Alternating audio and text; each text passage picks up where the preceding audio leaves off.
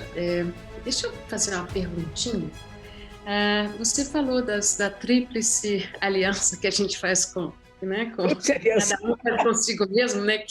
Adorei, que é a questão da ignorância como a grande, né? Raiva e ganância. E como a gente faz para reconhecer isso em si mesmo? Porque aí vem um quarto componente, que é o narcisismo humano, né? É reconhecer um erro, reconhecer talvez até certos desvios de conduta em função de narcisismo, de orgulho, isso tudo não só é difícil da pessoa reconhecer em si mesmo, como às vezes é difícil até de aceitar que é assim. Não é bom, assim, não é fácil olhar a própria sombra. Como é que na sua prática, como, né, uma monja tão especial no Brasil, o Zen Budismo com certeza tem coisas a falar sobre isso. Como a gente abraça a própria sombra, que eu acho que é a tarefa mais difícil na vida de um ser humano. A minha prática é da meditação, que a gente vai chamar de zazen, sentar-se em zen. E através desse olhar para você mesmo, você vai ver a luz e a sombra. E vai fazer escolhas. E vai ser responsável pelas escolhas que fizer. E conforme as escolhas, as causas e condições que você cria, vão seus resultados. E não tem apagador. A palavra dita, o pensamento pensado, o gesto feito, ele não volta para trás. E vai ter as consequências deles. Uma das coisas que eu ouvi alguns comentaristas falando sobre o presidente Bolsonaro é que ele, sendo um político, ele é uma pessoa que é capaz de dar para trás. Ele fala uma coisa e no dia seguinte ele diz porque ele viu que não deu certo. Se isto levar a medidas adequadas, eu estou bem feliz. Uma das coisas que Dalai Lama fala e que eu acho bem importante, nós trabalhamos muito com a compaixão. Tem dois alicerces no budismo, é sabedoria e compaixão. Sabedoria é ver a realidade assim como ela é e encontrar meios hábeis de fazer com que seja melhor para o maior número de seres. E a compaixão é que isso seja feito sem violência, com ternura, com respeito, com dignidade, com inclusão. Então são os dois alicerces fundamentais. E sua santidade insiste muito nisso, que a compaixão não é visceral. Se nós vemos uma pessoa abusando de outra, nós sentimos compaixão pela vítima e não pelo vitimador. Mas o vitimador também deve ser compassionado. Devemos sentir compaixão por ele, porque ele é vítima de uma sociedade de violência. Ele não nasceu assim. Que causas e condições, que experiências passou, tem a sua genética e as causas e experiências da sua vida que o fazem se manifestar desse jeito. E só quando nós somos capazes de sentir compaixão por ambos, nós podemos mudar a realidade.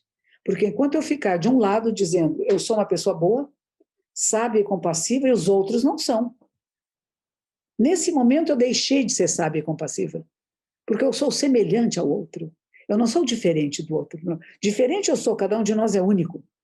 Não sou igual, sou semelhante. E reconheço em cada ser humano aquilo que é humano em mim. E nós, seres humanos, somos capazes do holocausto. Nós fizemos isso. Não foram eles, nós. Nós permitimos isso. Nós permitimos genocídio Uganda. Nós permitimos que a população jovem, negra, esteja toda na rua, presa ou sendo morta. Nós deixamos isso acontecer. Todos nós somos corresponsáveis pela realidade em que vivemos. Mas tomamos partidos. E na hora que eu tomo partido e eu começo a lutar contra o outro e a querer desmanchar o pensamento do outro, não aceitar o pensamento do outro, a gente aceita até um certo limite, né? Eu posso querer entender o que está acontecendo, mas as ações têm que ser feitas para o bem coletivo. Eu posso até entender por que uma pessoa fala besteiras, né? Eu posso até entender uma pessoa que tenha pensamentos neonazistas, eu posso entender isso. Ele está errado, não estou dizendo que esteja certo. Ele está tendo um desvio de reflexão sobre a realidade, de um desvio de percepção da vida. Mas será que existem meios hábeis de fazer com que essa pessoa possa ter uma reflexão mais profunda? O que faria este ser humano modificar? Ou será que é impossível?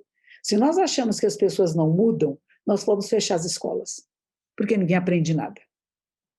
Se achar que ninguém aprende nada, que não tem possibilidade de mudança, vamos fechar as escolas, ninguém vai aprender, do jeito que nasceu vai morrer, né? E não é assim. Nós sabemos que as pessoas podem mudar.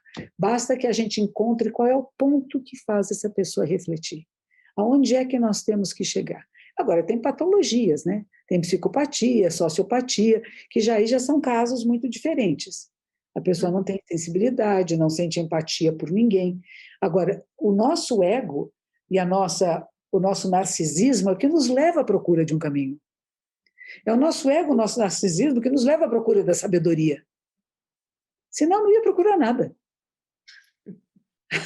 E aí, porque o nosso ego nos leva, mas quando você chega lá e você encontra a sabedoria, você percebe que não tem um eu melhor que o outro. Posso ter tido mais experiências na linguagem, na arte, em alguma coisa, mas não sou melhor que ninguém, nem pior, nem igual. Mas reconheço, é uma frase famosa, tudo que é humano não me é estranho, porque eu sou um ser humano. Uma vez eu fui fazer um trabalho no Carandiru, antes de ser implodido, e eu trabalhava numa determinada área, era masculino, ensinava meditação e tal. E, de repente, eu olhei para aquela área que dizia, lá a senhora não pode ir nunca. Lá não, lá são os bravões, né, as feras. E, de repente, um homem sentado, e ele só virou a cabeça, ele olhou na nossa direção, não foi nem para mim. Mas era um olhar muito violento. Eu falei, que coisa, nunca havia visto um olhar assim. E eu comentei isso com o professor Mário Sérgio Cortella. Ele disse assim, porque você reconheceu esse olhar. Porque é seu. Você viu aonde isso? No espelho?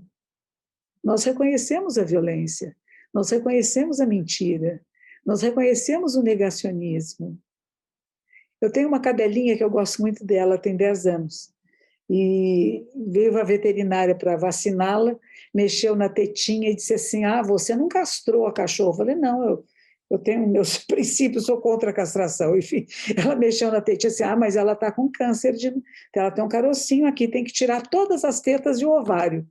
Eu falei, não vai tirar, peraí, a cachorrinha está feliz, está alegre. Se a senhora não tirar, vai ser terrível. Fui ver outra veterinária, falou a mesma coisa. Aí eu comecei a rezar, estou negando, né? Eu não quero que isso aconteça com ela.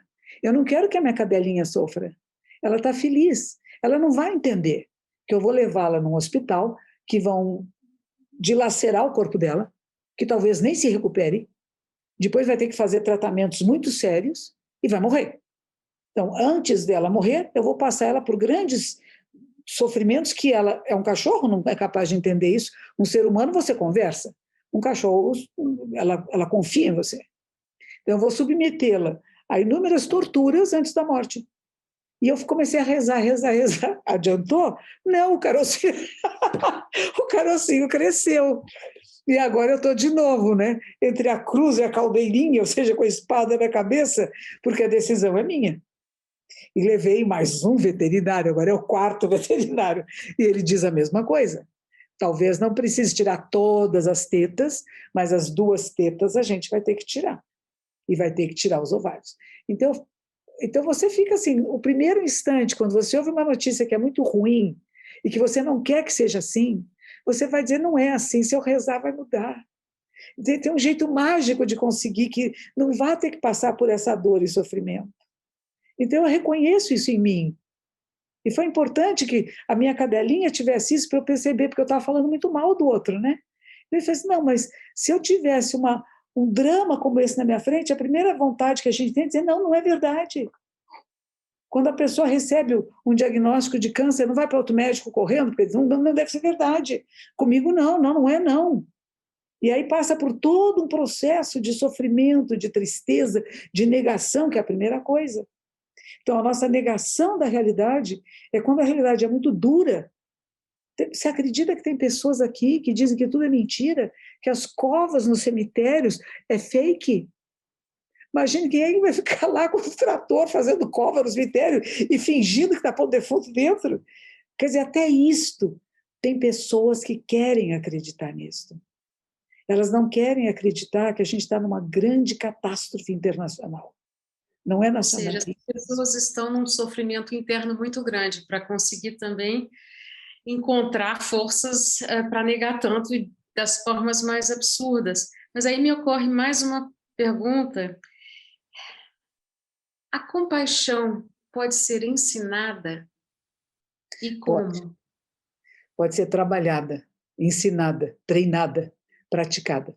Aprender a sentir compaixão por aquele que você não sentiria compaixão. Essa é a questão.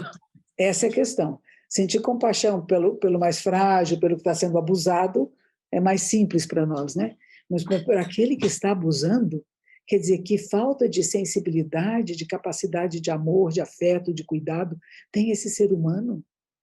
É patologia? Então, é a tal história, se uma pessoa tem uma deficiência, o Jesus falava isso, né?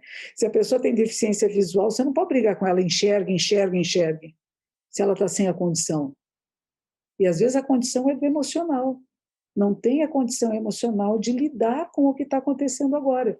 Não sabe por onde começar, não sabe o que fazer, não tem assessoria adequada para ajudar num processo como esse. E acabou se juntando com pessoas que não sabem lidar com a questão. Então, nós temos uma questão que não é um personagem, é toda uma estrutura de governo aqui no Brasil e em outros países também. Visto o que aconteceu lá na África, né? O presidente lá que morreu. E a população toda vai morrer, se vai continuar sem vacina, sem tratamentos, na verdade. Então, tem certos momentos que a gente fala, como é que a gente vai intervir? Qual a intervenção que seria adequada para o bem coletivo? E, às vezes, é necessário uma intervenção. Não de raiva, não de ódio.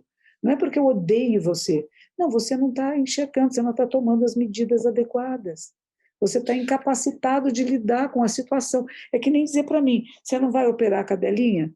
Eu falei, bom, não vou. Aí o que é que a médica diz? Ela vai sentir dores incríveis, vai ter metástase, o corpo todo dela por dentro vai apodrecer e você vai ficar olhando. E vai chegar um momento que nenhum remédio vai parar a dor. Aí você vai matar a cachorrinha, né? Aí você vai dar uma injeção para ela morrer. É isso que você quer? Aí você fica, poxa, temos que tomar medidas. Se a única solução que tem para uma teta que está com um tumor é tirar a teta, vamos tirar a teta.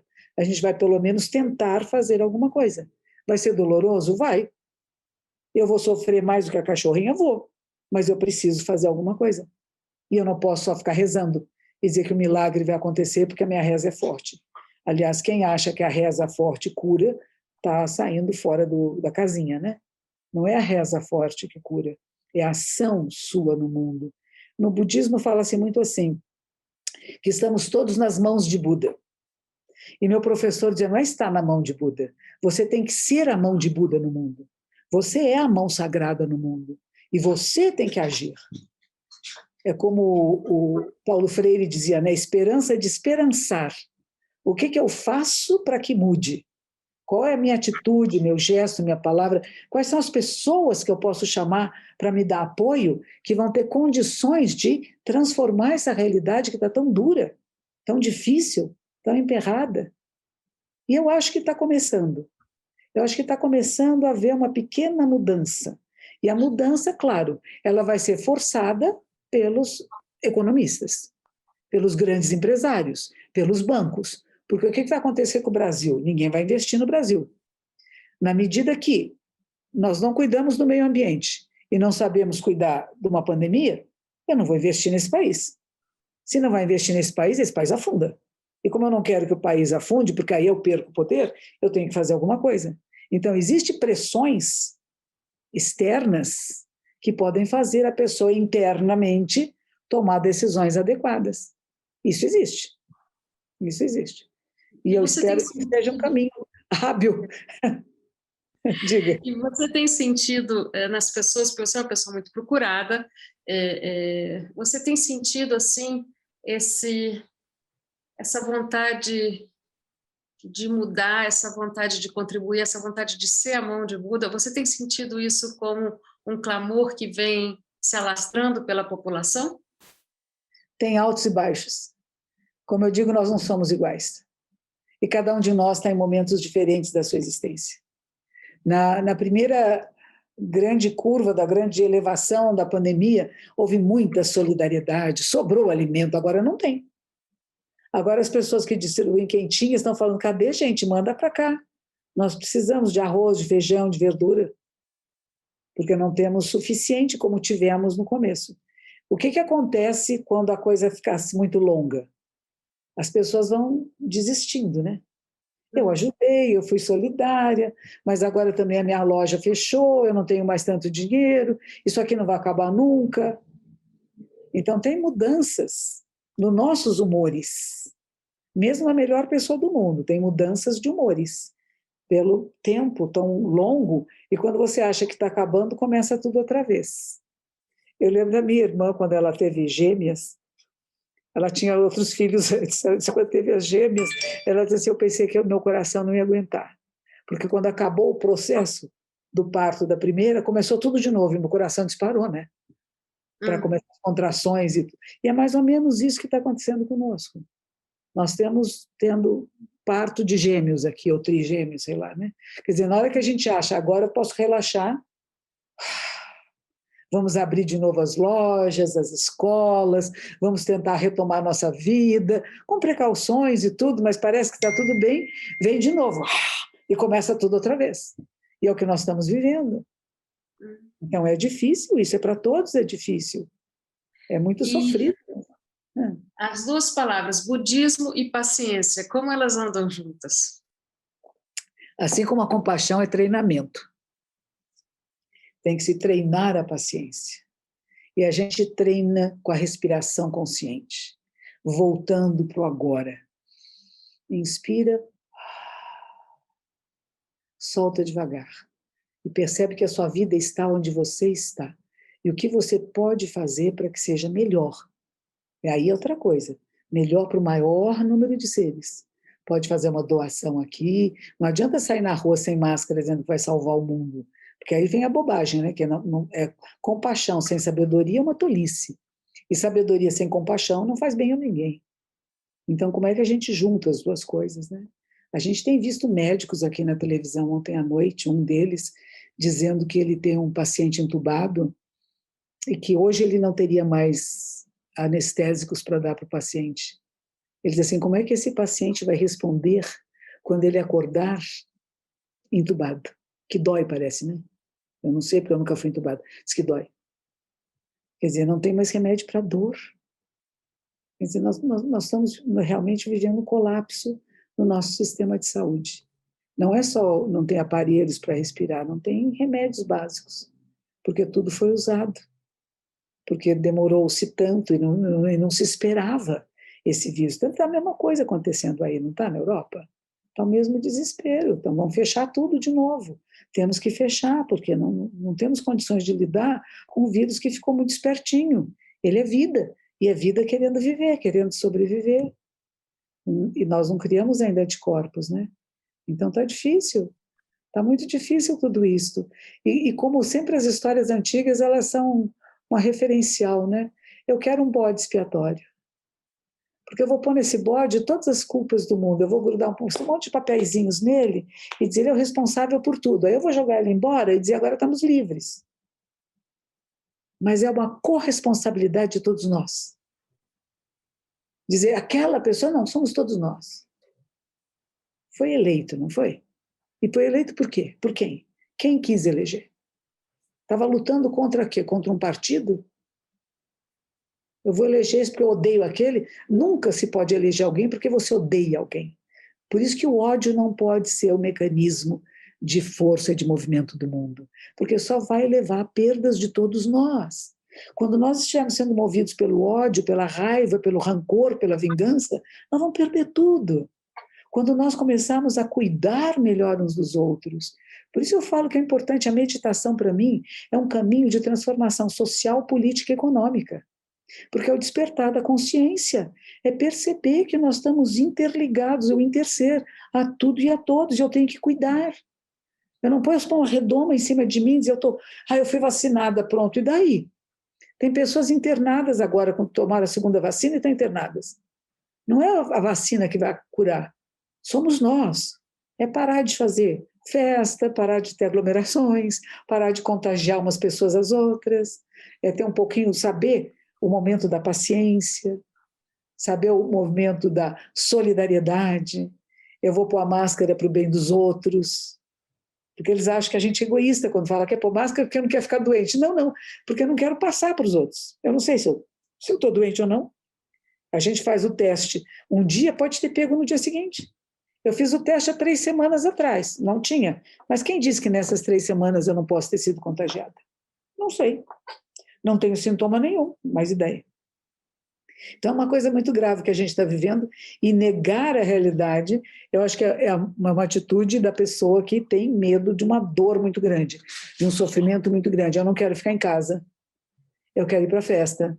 Eu sou uma menina de programa, por exemplo, né? E eu ganho dinheiro saindo com os meninos, eu vou fumar narguilé com eles, eu vou para o bar com eles. Se eu não for, como é que eu vou viver? Eu sustento a minha mãe lá no interior, né? A minha família lá no Nordeste depende desse dinheiro que eu mando para eles. Se eu não for fazer o programa, não vai ter, eu vou para o programa. Estão dizendo que vai morrer, bom, se morrer, morreu, né? Eu estou sempre na corda bamba, eu posso morrer a qualquer momento de qualquer coisa. Então, o jovem pensa muito isso, né? A vida está sempre por um fio.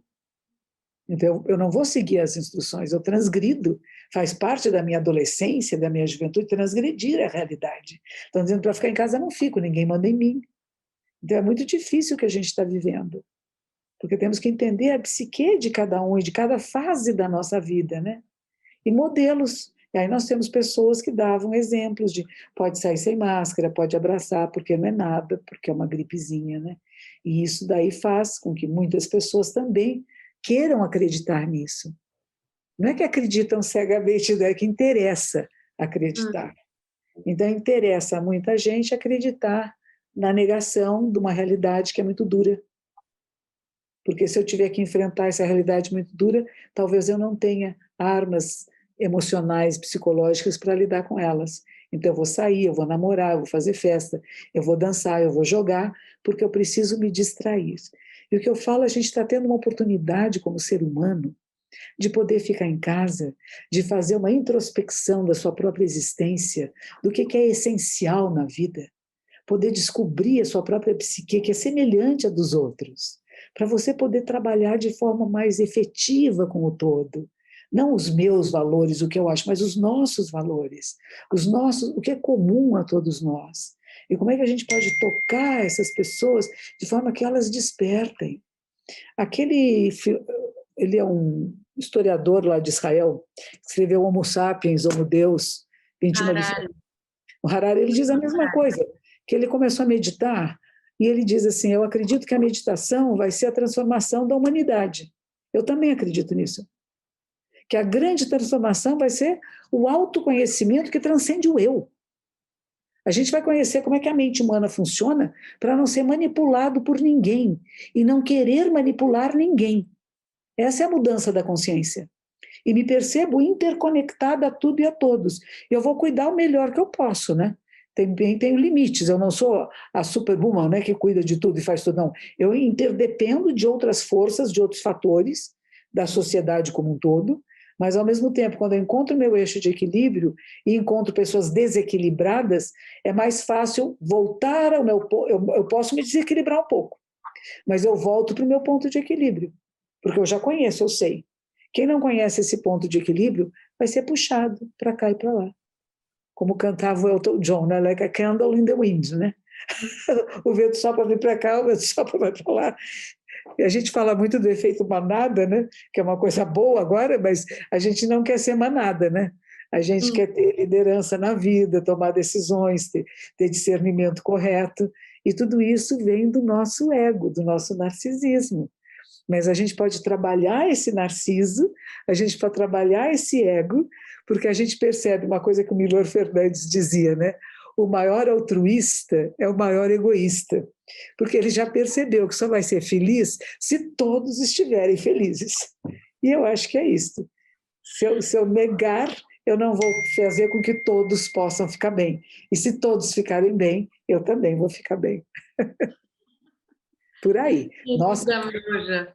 Eu lhe agradeço muito por ter estado aqui essa hora conosco. Eu sei que daqui a pouco você Eu tenho tem uma um outro palestra. compromisso. Pois é. Então, eu também estou de olho na hora, porque eu sei do seu próximo compromisso. Se você tiver alguma dúvida depois, quiser conversar mais, a gente marca outro dia, ou você manda um e-mail e a gente acerta as Você não pontas. sabe o que você está me oferecendo. Atenção! Eu escrevi um livro agora que vai sair, não sabe se quando, né? Está pronto, já está lá com a editora. Mas eu quis lidar também com o negativismo dentro das tradições espirituais. Isso. Uma coisa é o negacionismo, né? E outra coisa é a via negativa, Isso. que ela é muito importante dentro da espiritualidade. Eu digo que não é, para você ver o que é. E, às vezes, esse próprio negativismo faz com que muitas pessoas vejam o que é. Porque eu nego, mas a realidade é mais forte. Não, é um resfriadinho, mas está tanta gente morrendo. É um resfriadinho, mas está morrendo. Então, não tem como negar. A negação leva à afirmação. Então, até o negativismo pode levar ao positivismo, a realidade assim como ela é. Porque é impossível tampar o sol com a peneira, né? E dentro das religiões, a via negativa é isso, né? Pergunta-se, por exemplo, um ser iluminado sabe que ele é iluminado? E Buda diz não, porque se ele se achou iluminado, se ele achou separado, diferente dos outros, é porque ele não é. Porque aquele que é iluminado se identifica com todos, e não com alguns. E a gente quer se identificar com uns, entendeu? Por isso que eu falo, a compaixão tem que ser aprendida. Aquele coitadinho, ele era um bebezinho, foi acalentado, mamou numa mamãezinha, era um menininho bonitinho, e por que agora se manifesta assim? Que experiências de vida, que sociedade, em que sociedade que mundo nasceu e que escolhas fez? Primeiro, as primeiras escolhas não são nossas, né? Da família, do grupo, do bairro, da escola, né? Que vai te puxando, te empurrando, né? E os familiares, claro, os familiares. Ou quem estava cuidando, orientando essa criança, né? E a gente vai criando uma maneira de responder ao mundo, né? O que é importante no Zen é que você, na meditação, que você percebe isso. E você pode mexer, do que eu digo, no hardware. Você muda o programa, você muda o aparelho, você muda as conexões neurais. Né? Você não precisa pensar do jeito que meu avô pensava. Meu bisavô era escravagista. Meu avô já é a geração que foi contra, que ficou amigo dos escravos, que cantava com eles, dançava com eles, mas o pai dele não. O pai dele tinha escravos, era capitão do mato, matava índio. Era um horror se você pensar nisso, né? Eu vou repetir isso porque é da minha genética? Não, de jeito nenhum. Falei, aqueles loucos lá daquela época. Era uma outra realidade. E tenho que cumprir a minha missão agora de refazer esse karma prejudicial e de trabalhar pela inclusão social, pela não discriminação, pelo não preconceito, pelo não racismo. Então, esse é o que eu faço agora, né? A partir dessa experiência de ter vindo de uma família que tinha todos esses valores que eu considero não valores, né? Monja, eu gostaria, depois a Adriana pega aí, a gente troca uma bola, pode ser por e-mail, eu gostaria de fazer o envio de algumas de nossas obras para a senhora, que eu teria muita satisfação. A Adriana tem um livro maravilhoso de contos, que é sobre as nossas relações entre a vida e a morte, chama Alma Gesto. É um livro premiado, lindo livro de contos dela, e ela, para poder escrever esse livro, ela se trancou, ela alugou uma cela no mosteiro na Alemanha para poder escrever esse livro chamado Alma Gesto. E o outro é um livro maravilhoso dela também, que é a biografia de uma senhora aqui de Brasília, que nasceu em Pernambuco, que ela adotou mais de 2.500 crianças. É considerada por muitos a nossa...